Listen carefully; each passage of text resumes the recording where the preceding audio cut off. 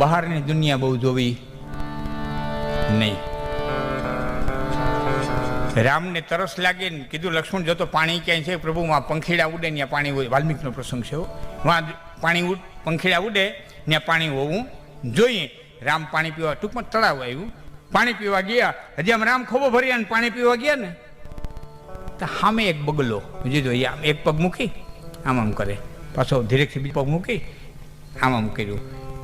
રામે કીધું લક્ષ્મણ તળાવમાં રહેલા જીવોને દુઃખ ન થાય એટલા માટે જો પેલો બગલો છે એ હળવે હળવે તળાવની અંદર પાણી પીવા આવી રહ્યો છે, હળવે હળવે પાણી પીવા આવી રહ્યો છે.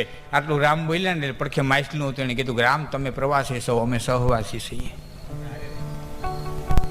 એ હું કરવા હળવા ડગલા માંડે, એ હું કરવા ધ્યાન ધરીને બેઠો, એ અમે જાણી તમે ન જાણો. તમે પ્રવાસી છો. ગમે વિજ્ઞાનની વાતો ગુડતો હોય, લાખનજી ગઢવી હું છે એનો ડ્રાઈવર જાણતો હોય, તમને શું ખબર પડે તમે પ્રવાસી છો? એ મારા તબલજીને ખબર હોય, મારા મધીરાવાળાને ખબર હોય, મારા બેંદાવાળાને ખબર હોય, મારા ડ્રાઈવરને ખબર હોય, તમને શું ખબર હોય? તમે ઘડીક વાર છો અમારા સામે. સહવાસીને ખબર હોય, પ્રવાસી ન હોય.